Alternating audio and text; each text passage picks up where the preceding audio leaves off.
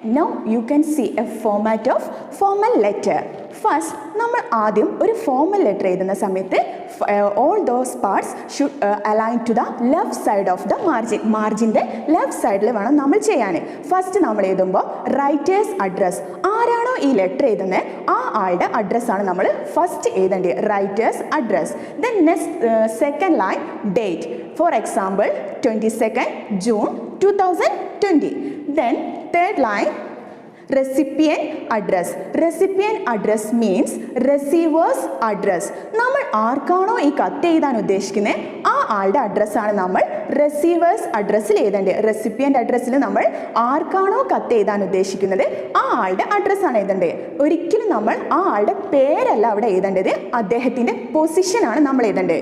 നമ്മളിപ്പം recipient address എഴുതുന്ന സമയത്ത് നമ്മൾ ചീഫ് മിനിസ്റ്റർക്കാണ് ഈ ലെറ്റർ എഴുതുന്നതെങ്കിൽ നമ്മൾ ഒരിക്കലും ടു മിസ്റ്റർ പിണറായി വിജയൻ എന്ന് എഴുതില്ല. അതിന് പകരം ആളുടെ പൊസിഷനാണ് നമ്മൾ എഴുതുക, ടു ദ ചീഫ് മിനിസ്റ്റർ എന്നാണ് എഴുതുക. ഓക്കെ, എന്താണ് ആ ആളുടെ പേര് നമ്മളവിടെ സൂചിപ്പിക്കില്ല. അതുപോലെ തന്നെ നമ്മൾ അനദർ എക്സാമ്പിൾ നോക്കാം. എഡിറ്ററിനാണ് ലെറ്റർ എഴുതുന്നതെങ്കിൽ നമ്മൾ എന്താണ് എഴുതുക, ടു ദ എഡിറ്റർ എന്നാണ് എഴുതുക. മലയാള മനോരമ, ഓക്കെ, അങ്ങനെ എന്തെങ്കിലും എഴുതാം. അല്ലാണ്ട് അവിടെ നമ്മൾ എന്ത് എഴുതില്ല, ഒരിക്കലും അദ്ദേഹത്തിൻ്റെ പേര് നോട്ട് ചെയ്യില്ല. Then next we move on to the subject. Subject എഴുതുന്ന സമയത്ത് നമ്മളൊരു ലെറ്റർ എഴുതുമ്പോൾ, ഫോർമൽ ലെറ്റർ എഴുതുമ്പോൾ ഇമ്പോർട്ടൻ്റ് ആയിട്ട് ശ്രദ്ധിക്കേണ്ട ഒരു കാര്യമാണ് സബ്ജക്റ്റ്. കാരണം എന്താണ്, ഈ ലെറ്ററിൽ പെട്ടെന്ന് നമ്മൾ എന്താണോ കാര്യം പറയാൻ ഉദ്ദേശിക്കുന്നത് അതാണ് നമ്മൾ സബ്ജക്റ്റിൽ എഴുതേണ്ടത്. നമ്മൾ ഒരിക്കലും അത് ഇലാബറേറ്റ് ചെയ്താൻ പാടില്ല. ഏറ്റവും ഷോർട്ടാക്കി ബ്രീഫ് ആക്കിയിട്ട് വേണം നമ്മളിവിടെ സബ്ജക്റ്റ് എഴുതാൻ വേണ്ടിയിട്ട്. Then next salutation phrase. Salutation phrase നമ്മൾ ഫോർമൽ ലെറ്ററിൽ സാല്യൂട്ടേഷൻ ഫ്രേസ് എഴുതുമ്പോൾ റെസ്പെക്റ്റഡ് സർ, ഡിയർ സർ എന്നൊക്കെയാണ് യൂസ് ചെയ്യുക. ഈ ഡിയർ എന്ന് ഫോർമൽ ലെറ്ററിൽ എഴുതുമ്പോൾ അതിനൊരു ഫോർമൽ മീനിങ് ആണ് വരിക. Okay, respected sir or dear sir എന്ന് നമുക്ക് യൂസ് ചെയ്യാം. Then next move on to the body of the letter. Body of the ലെറ്ററിൽ നമ്മൾ സബ്ജക്റ്റിൽ പറഞ്ഞ കാര്യം, നമുക്ക് എന്താണോ അദ്ദേഹത്തോട് റിസീവറോട് എന്താണോ പറയാൻ ഉദ്ദേശിക്കുന്നത് ആ കാര്യം ജസ്റ്റ് ഒന്ന് ഇലാബറേറ്റ് ചെയ്ത് നമുക്ക് അവിടെ കൊടുക്കാം. ഒരിക്കലും നമ്മൾ എന്താക്കരുതും, ഫോർമൽ ലെറ്ററിൽ നമ്മൾ ഫ്രണ്ട്ലി ലെറ്റർ പോലെ നീട്ടി വലിച്ച് എഴുതാൻ പാടില്ല. നമ്മൾ എന്ത് കാര്യമാണോ എഴുതാൻ ഉദ്ദേശിക്കുന്നത് ആ കാര്യം എത്ര ഷോർട്ടാക്കാൻ പറ്റുമോ അത്രയും ഷോർട്ടാക്കുക. പക്ഷെ നമ്മൾ പറയാൻ ഉദ്ദേശിക്കുന്ന കാര്യം അതിലുണ്ടായിരിക്കുകയും വേണം. This is the body of the letter. Then next concluding phrase. Concluding phrase-ൽ നമ്മൾ പോകുമ്പോൾ yours faithfully or yours sincerely എന്ന് എഴുതാം. നമ്മൾ yours faithfully എഴുതുന്ന സമയത്ത് ഒരിക്കലും yours-ന് അപ്പോസ്ട്രോഫി എസ് ഇടാൻ പാടില്ല. അതൊരു സിംഗിൾ വേർഡാണ്. ഓക്കെ, അതൊരു സിംഗിൾ വേർഡാണ്. അപ്പോൾ yours faithfully എന്ന് എഴുതാം. Then next signature, then at last writer's name. Okay, this is the format of formal letter. Okay, then now we move on to the format of informal letter. Here you can see a format of informal letter. നമ്മൾ formal ലെറ്ററിൽ എഴുതിയ പോലെ തന്നെ informal ലെറ്ററിലും first writer's address without name ആണ് എഴുതുക. നമ്മുടെ പേര് അവിടെ എഴുതില്ല, അതിന് പകരം അവരുടെ അഡ്രസ്സ്, ആരാണോ ഈ ലെറ്റർ എഴുതുന്നത് ആ ആളുടെ അഡ്രസ്സ് മാത്രമാണ് നമ്മൾ ഫസ്റ്റ് എഴുതുക. ദെൻ തൊട്ട് താഴെ ഡേറ്റ് ചെയ്തും അത് കഴിഞ്ഞ് നമ്മൾ ഡയറക്റ്റ് ആയിട്ട് സാല്യൂട്ടേഷൻ ഫ്രേസിലേക്ക് പോകും. ഈ ഫോർമൽ ലെറ്ററും ഇൻഫോർമൽ ലെറ്ററും തമ്മിലുള്ള മെയിൻ വ്യത്യാസം എന്ന് പറഞ്ഞാണെങ്കിൽ ഇൻഫോർമൽ ലെറ്ററിൽ നമ്മൾ സബ്ജക്റ്റും റെസിപ്പിയൻ്റ് അഡ്രസ്സും എഴുതുന്നില്ല.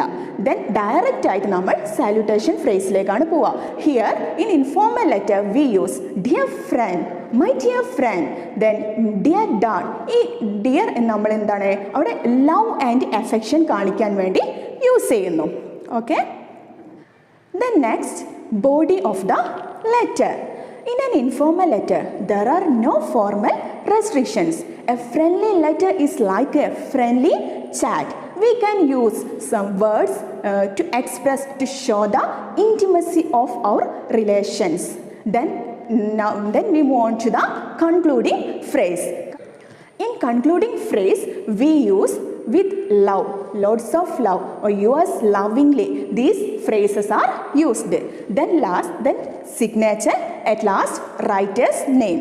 This is the format of informal letter. I hope you all understood about format of formal letter and informal letter. Thank you for watching.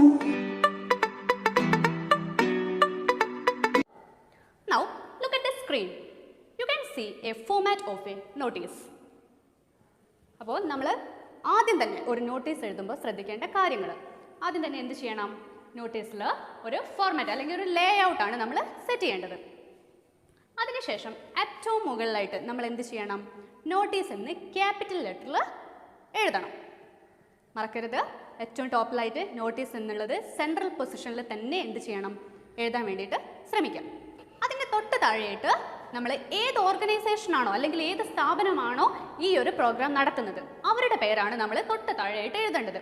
ഒരു പക്ഷേ നമുക്ക് അധികവും എക്സാമിന് വരെ എന്താണ്, നമ്മുടെ സ്കൂളിൽ നടത്തുന്ന ഒരു പ്രോഗ്രാമാണ്. അപ്പോൾ കൂടുതലും നമ്മൾ എന്ത് ശ്രദ്ധിക്കുക, ആ ക്വസ്റ്റ്യൻ വായിച്ചതിന് ശേഷം, ഒരു പക്ഷേ ക്ലബ്ബായിരിക്കാം നടത്തുന്നത്, അല്ലെങ്കിൽ എന്താണ് സ്കൂളായിരിക്കാം നടത്തുന്നത്. അപ്പോൾ ഏതാണോ ആ ക്വസ്റ്റ്യനിലുള്ളത് അത് ശ്രദ്ധിച്ചതിന് ശേഷം നെയിം ഓഫ് ദ ഓർഗനൈസേഷൻ, ഏതാണ് പേരെന്നുള്ളത് എഴുതാൻ വേണ്ടിയിട്ട് ശ്രമിക്കാം. അപ്പോൾ നമ്മൾ സ്കൂളിൻ്റെ പേരാണ് എഴുതുന്നതെങ്കിൽ അതെപ്പോഴും നമ്മൾ എന്തെഴുതാൻ ശ്രമിക്കുക, ഒരു സാങ്കല്പികമായിട്ടുള്ള ഒരു സ്കൂളിൻ്റെ പേര് എഴുതാൻ വേണ്ടി ശ്രമിക്കാം. നമ്മുടെ റിയൽ ആയിട്ടുള്ള സ്കൂളിൻ്റെ പേര് എഴുതാത്തതാണ് ഉചിതം.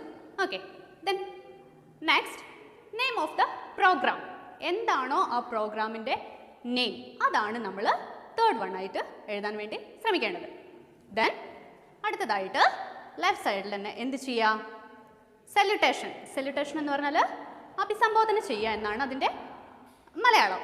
എന്ന് വെച്ചാൽ ഡിയർ ഫ്രണ്ട്സ് അല്ലെങ്കിൽ എന്താണ് ഡിയർ സ്റ്റുഡൻസ്, അങ്ങനെ ഏതെങ്കിലും ഒരു സല്യൂട്ടേഷനാണ് നമ്മൾ അടുത്തതായിട്ട് കൊടുക്കേണ്ടത്.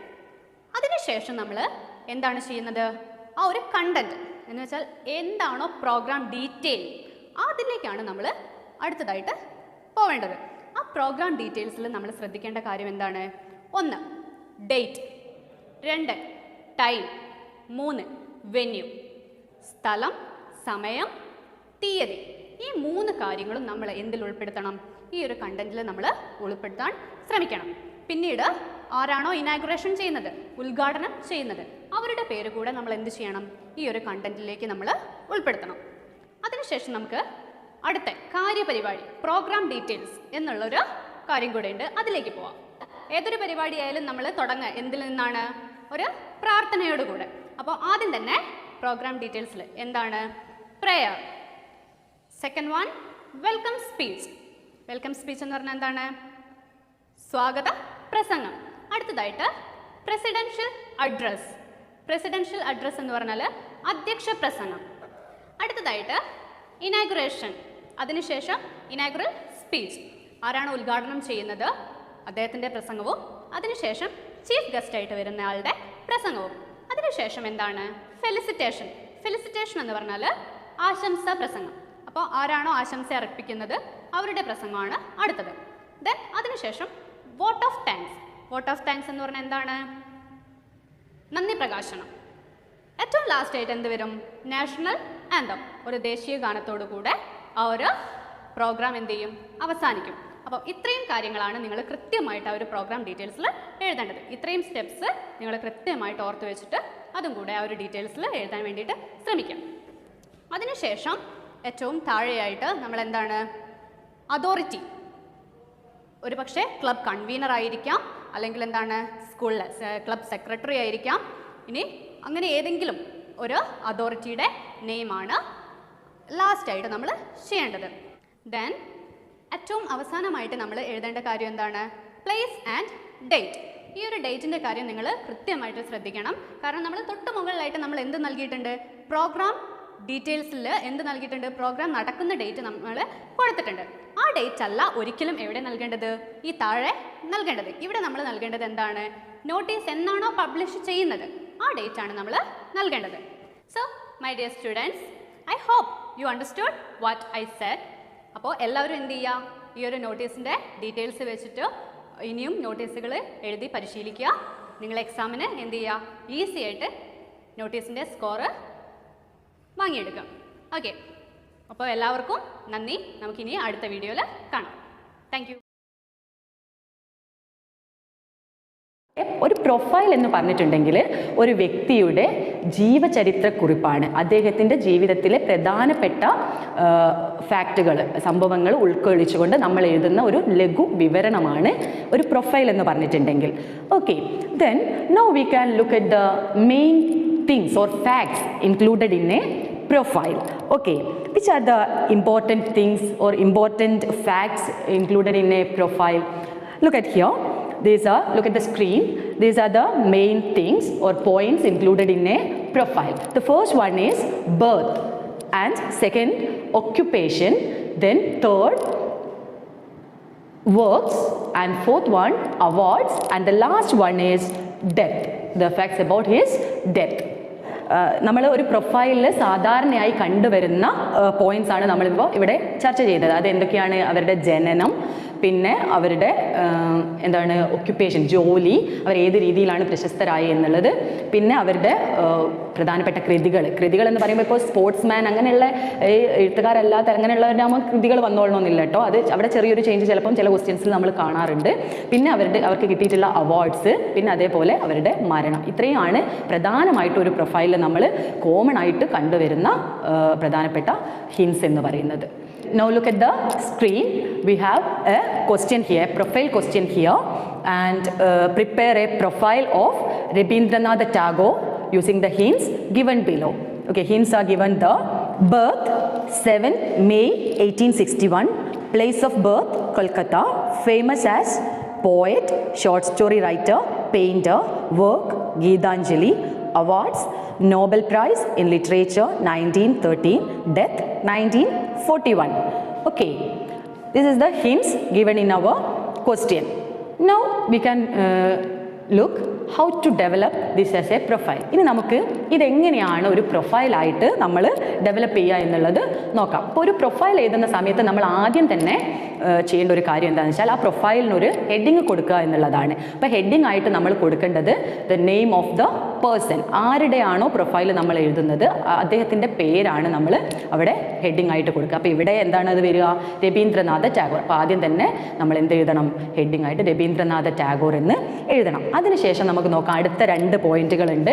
അടുത്ത 2 പോയിന്റുകൾ ബർത്തും പ്ലേസ് ഓഫ് ബർത്തുമാണ്. അതിനെ രണ്ടിനെയും കൂടെ ചേർത്തിട്ടാണ് നമ്മളിവിടെ എന്ത് ചെയ്യാൻ പോകുന്നത്?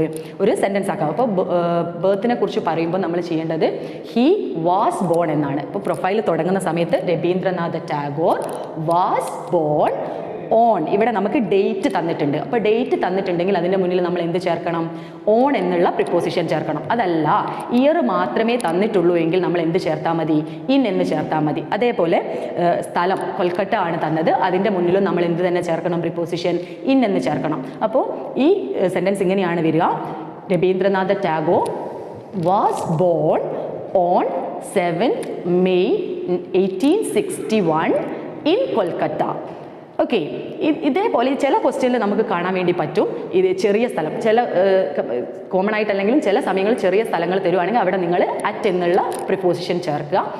അധികവും സാധാരണയായിട്ട് നമ്മൾ കാണുന്നത് ഒരു പ്ലേസ്, ഒരു വലിയ പ്ലേസ് മാത്രം. അങ്ങനെയാണെങ്കിൽ നിങ്ങൾ ഇൻ എന്ന് മാത്രം ചേർത്താൽ മതിയാവും. ഓക്കെ, അടുത്തത് നമുക്ക് ഡെവലപ്പ് ചെയ്യാനുള്ളത് ഒക്യുപ്പേഷൻ അല്ലെങ്കിൽ ഫേമസ് ആസ് എന്നുള്ളതാണ്. അപ്പോൾ അത് നമ്മൾ ഡെവലപ്പ് ചെയ്യേണ്ടത് ഹി വാസ് ഫേമസ് ആസ് എന്ന് തുടങ്ങുക. He was famous as a poet, short story writer and a painter എന്നാണത് ഡെവലപ്പ് ചെയ്യേണ്ടത്. ഓക്കെ, ഇതേ പോയിന്റിനെ വേണമെങ്കിൽ നമുക്ക് he was a famous poet, short story writer and painter എന്നും എഴുതാവുന്നതാണ്. ഓക്കെ, അടുത്തതായിട്ട് നമുക്ക് തന്നിട്ടുള്ള പോയിന്റ് വർക്ക്സ് ആണ്. ഇപ്പോൾ ഇവിടെ ഇദ്ദേഹത്തിൻ്റെ ഒരു വർക്ക് ഗീതാഞ്ജലി എന്ന് പറയുന്ന വർക്ക് മാത്രമാണ് തന്നത്. അപ്പോൾ നമുക്കത് എന്ത് എഴുതാം? ഹിസ് ഫേമസ്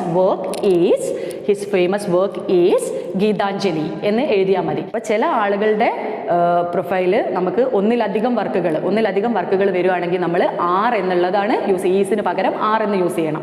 അപ്പോൾ his works R dash and dash എന്നുള്ള രീതിയിൽ ആൻഡ് ചേർത്ത് നമ്മൾ എഴുതേണ്ടതുണ്ട്. ഒരാളുടെ വർക്ക്സ് എഴുതുന്ന സമയത്ത് സാധാരണ ഇപ്പോൾ നമ്മൾ പ്രൊഫൈൽ തുടങ്ങിയ സമയത്ത് നമ്മൾ പാസ്റ്റ് ടെൻസിലാണ് തുടങ്ങിയത്. പക്ഷേ വർക്ക്സിനെ കുറിച്ച് പറയുമ്പോൾ എപ്പോഴും നമ്മൾ അവിടെ പ്രസൻറ്റ് ടെൻസ് മാത്രമേ യൂസ് ചെയ്യാൻ പാടുള്ളൂ. വാസോ വേറോ യൂസ് ചെയ്യരുത്. ഈസ് അല്ലെങ്കിൽ ആർ, ഒന്നാണെങ്കിൽ ഈസ്, ഒരുപാട് വർക്ക്സ് ഉണ്ടെങ്കിൽ ആർ എന്നുള്ള വേർബാണ് നമ്മൾ യൂസ് ചെയ്യേണ്ടത്. അത് നിങ്ങൾ പ്രത്യേകം ശ്രദ്ധിക്കേണ്ടതാണ്. ഓക്കെ, അടുത്തതിലേക്ക് പോകാം. അടുത്തത് അവാർഡ്സ് ആണ്. അവാർഡ്സും ഈ പറഞ്ഞതുപോലെ ഇവിടെ അദ്ദേഹത്തിൻ്റെ ഒരു അവാർഡ് മാത്രം, നോബൽ പ്രൈസ്, ഏറ്റവും പ്രധാനപ്പെട്ട അവാർഡ് മാത്രമേ നമുക്ക് തന്നിട്ടുള്ളൂ. അപ്പോൾ അതിനെ ഡെവലപ്പ് ചെയ്യുമ്പോൾ he one Nobel prize in literature in 1913 എന്നാണ് അവാർഡിൻ്റെ ഇത്. അതേപോലെ ഒരുപാട് അവാർഡ്സ് ഉണ്ടെങ്കിൽ അവിടെ നമുക്ക് എന്ത് ചെയ്യാം? He one awards like dash and dash, അതായത് ഇന്ന ഇന്ന അവാർഡ്സ് എന്നുള്ള രീതിയിൽ നമുക്ക് എന്ത് ചെയ്യാവുന്നതാണ്, ആൻഡ് ചേർത്തിട്ട് എഴുതാവുന്നതാണ്. ഓക്കെ, അടുത്തത് ലാസ്റ്റ് വൺ ഡെത്ത് ആണ്. അത് നമ്മൾ നേരത്തെ ബർത്ത് എന്നുള്ളത് എഴുതിയതുപോലെ തന്നെ ഹി ഡൈഡ് ഓൺ, അതായത് ഡേറ്റ് തന്നിട്ടുണ്ടെങ്കിൽ ഓൺ എന്നും ഇയർ മാത്രമേ ഉള്ളൂവെങ്കിൽ ഇൻ എന്നും എഴുതിയാൽ മതി. അപ്പോൾ നമുക്കിവിടെ ഡെത്ത് ഇയർ മാത്രമേ തന്നിട്ടുള്ളൂ. അപ്പോൾ നമ്മൾ എങ്ങനെയാണ് അത് ഡെവലപ്പ് ചെയ്യുക? He died in 1941. He died in 1941. അതേ സെൻറ്റൻസിനെ നമുക്ക് കുറച്ചുകൂടെ മോഡിഫൈ ചെയ്ത് ഇങ്ങനെയും വേണമെങ്കിൽ പറയാം, he passed away in 1941. Okay, രണ്ട് രീതിയിലും നമുക്ക് എഴുതാവുന്നതാണ് കേട്ടോ. Okay, look at the screen. നിങ്ങൾക്ക് അവിടെ ഇപ്പോൾ മൊത്തത്തിലൊരു ഫുള്ളായിട്ടൊരു പ്രൊഫൈൽ പ്രിപ്പയർ ചെയ്തിട്ട് എങ്ങനെയാണുള്ളത് നിങ്ങൾക്ക് അവിടെ കാണാവുന്നതാണ്. ഒരു പ്രൊഫൈലിൻ്റെ ഫോം എങ്ങനെയാണെന്നുള്ളത്.